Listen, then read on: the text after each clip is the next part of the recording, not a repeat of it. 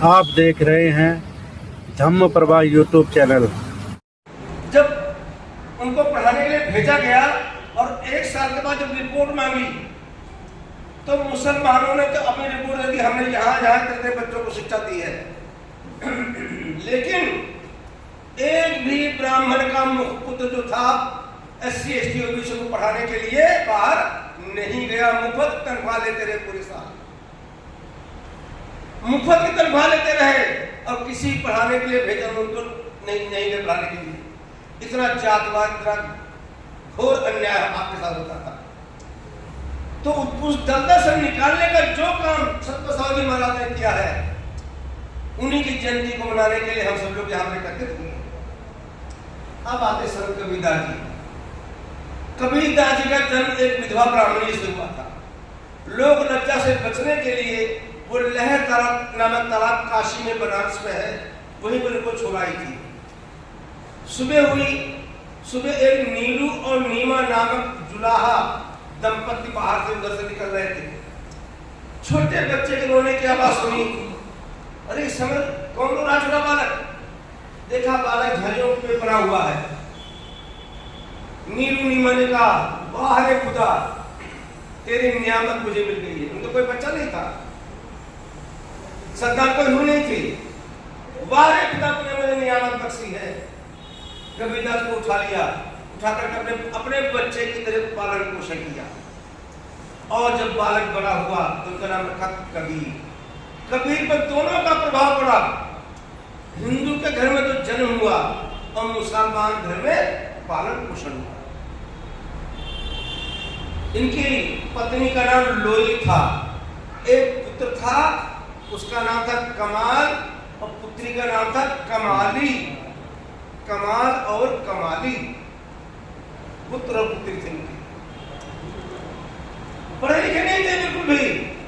उन्होंने खुद कहा है, मसिका कद छूयो नहीं, कलम कहीं नहीं हाथ, निपट गंवार निपट निरक्षर, इनके शब्द हैं।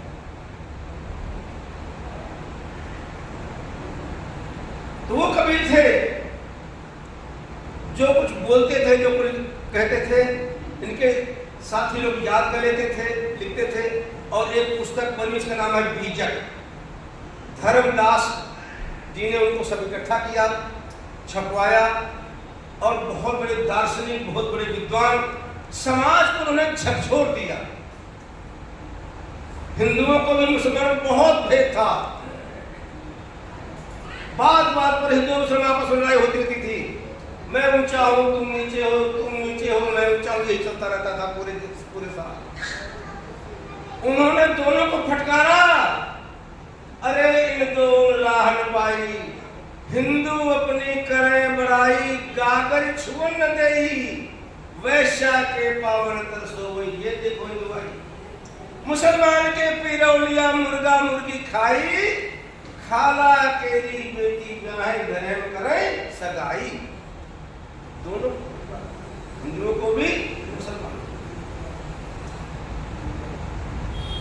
समाज को हिला दिया, झकझोर दिया। कि राजतंत्र अच्छा होता है या प्रजातंत्र अच्छा होता है, राजतंत्र अच्छा होता है या प्रजातंत्र अच्छा होता है, हमारे में से सभी का जवाब होगा कि नहीं, प्रजातंत्र अच्छा होता है। हम भी इस बात से एग्री करते हैं कि प्रजातंत्र होता है, अच्छा होता है। लेकिन राजतंत्र और प्रजातंत्र का चरित्र से हमें ज्यादा मतलब होना चाहिए कि राजतंत्र का चरित्र क्या है और प्रजातंत्र का चरित्र क्या है। हम याद कर रहे हैं छत्रपति साहू जी महाराज का, जो एक राजा थे, लेकिन उनमें न्यायिक चरित्र था, जिन्होंने कि आरक्षण को लागू किया। उस समय ब्राह्मणों का ही वर्चस्व था। नौकरियों में ब्राह्मणों का वर्चस्व था। उनके वर्चस्व को तोड़ने के लिए, समाज में समरसता लाने के लिए, समाज में समानता लाने के लिए, उन्होंने पूरे समाज को जोड़ने के लिए आरक्षण लागू किया।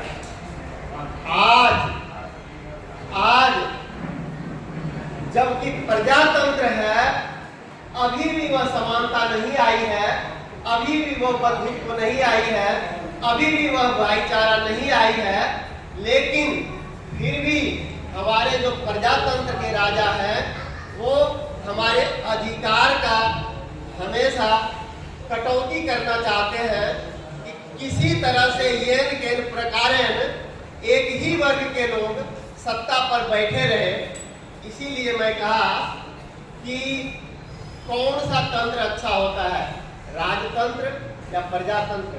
बेशक प्रजातंत्र अच्छा है, लेकिन प्रजातंत्र का चरित्र जो है वो न्यायिक होना चाहिए, और यह चरित्र न्यायिक तभी होगा जबकि हम लोग सभी मिल करके जो प्रजातंत्र का राजा है उनके ऊपर हम प्रेशर बनाएंगे। ये तो राजा थे, बिना प्रेशर के आरक्षण लागू कर दिया था, सामाजिक समानता लाया था, लेकिन आज जो है वह सामाजिक समानता हमें संघर्ष करने से भी नहीं मिल रही है।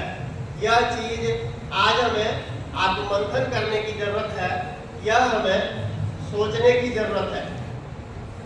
थोड़ा इस संबंध में और मैं आज बात को आगे बढ़ाना चाहता हूँ। आज हमारे बीच में कहीं न कहीं वे लोग की थोड़ा सा ऐसा भर दिया है कि हम लोग आरक्षण को ही जातिवाद का जनक मानने लगे। मैं कई अपने बच्चों से बात करता हूँ तो हमारे बच्चे ही बोलते हैं कि ये जो जातिवाद आज के समय में है या इस कारण है कि आरक्षण है। आरक्षण नहीं होता तो जातिवाद नहीं होता। यह किनका कहना है? ये हमारे बच्चों का कहना है। इसने उनके दिमाग में भरा, जो आज के जो हमारे विरोधी विचारधारा चल रही है उन्होंने उनके दिमाग में भरा। इसीलिए मैं बोला था पहले कि हमें अपने नौजवानों को अपने साथ लाना है, तभी हम जो है अपने मिशन को, अपने महापुरुषों के विचारधारा को ठीक से आगे बढ़ा पाएंगे, क्योंकि हमारा नौजवान ही एक भ्रमित है।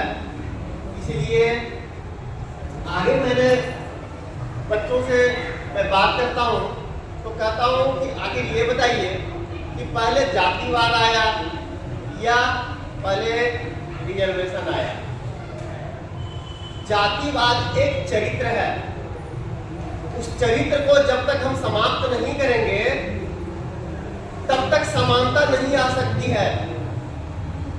यह आरक्षण एक छोटा सा प्रयास है जिसका की शुरुआत छत्रपति साहूजी महाराज ने किया था। आज हम जिनको याद कर रहे हैं, क्या हम जब कहीं रहते हैं, जब सर्टिफिकेट की बात करते हैं तो कोई बोलता है कि मैं तिवारी हूँ, कोई चौबे हूँ, कोई पांडे जी हूँ, कोई डिफरेंट बोलो, क्या वो कास्ट सर्टिफिकेट लेके आता है? यह चीज हमें अपने बच्चों को समझाने की जरूरत है। सही में हमारा बच्चा दिग्भ्रमित है। आगे मैं छत्रपति साहूजी महाराज के विचारों पर और आगे बात करना चाहता हूँ। जानने की देरी होती है, पहचानने की देरी होती है। पर गुरु शास्त्री जी जब समाज में निकलते हैं, समाज के लोगों को देखते हैं, उनकी मानसिकता को पढ़ते हैं, समझते हैं, तो पता चलता है कि आज भी हमारे समाज में कई ऐसे, चाहे उन्हें ग्रुप कह लीजिए, चाहे उन्हें वर्ग कह लीजिए, अलग अलग वर्गों में बटे हुए हैं। कुछ लोग अपने आप को कहते हैं कि हम रविदास जी को मानने वाले हैं, कुछ लोग कहते हैं कि हम बाबा साहेब को मानने वाले हैं, कुछ लोग कहते हैं कि हम कबीरदास जी को मानने वाले हैं। पर वही लोग ये बात क्यों नहीं समझते कि चाहे कबीरदास जी महाराज हो, बाबा साहेब डॉक्टर भीमराव अम्बेडकर जी महाराज हो या गुरु रविदास जी महाराज हो, ये अलग अलग नहीं है। ये सब एक ही समय के वो संत रहे जिन्होंने हमें आज इस मंच पर बैठने के काबिल बनाया।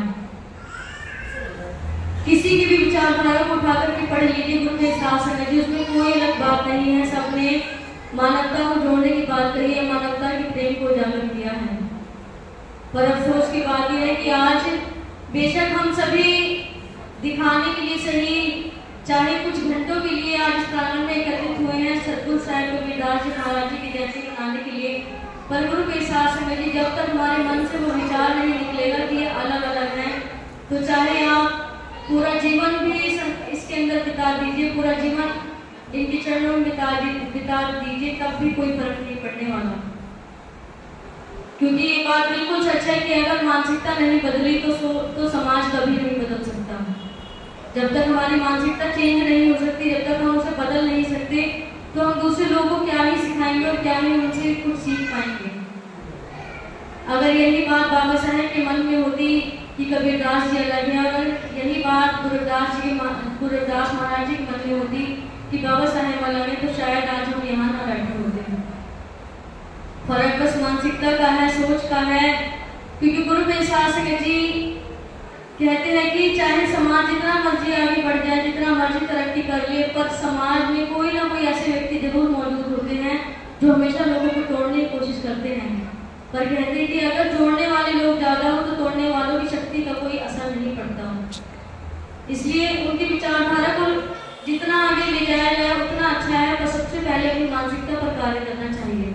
क्योंकि अगर मानसिकता नहीं बदली तो चाहे समाज जितना मर्जी आगे चला जाए, वो सिर्फ कहने को आगे होगा, पर सोच उनकी वही पिछले जमाने की पिछड़े वर्ग की सोच होगी, जिसको बदलने के लिए बाबा साहब ने अपने खून पसीने की मेहनत कर दी। संत कबीरदास जी महाराज ने और संत श्री कबीरदास जी महाराज ने पूरा जीवन बिता दिया। तो आए गुरु प्रसाद सिंह जी, आज बहुत खुशी हुई देख करके कि शास्त्री अंकल जी के द्वारा इस प्रांगण में कबीरदास जी महाराज जी की जयंती मनाई जा रही है।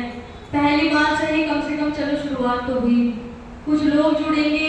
आज इस प्रांगण के अंदर चाहे 50 लोग उपस्थित हैं, एक समय ऐसा भी आएगा जब ये प्रांगण पूरा भरा हुआ भी होगा।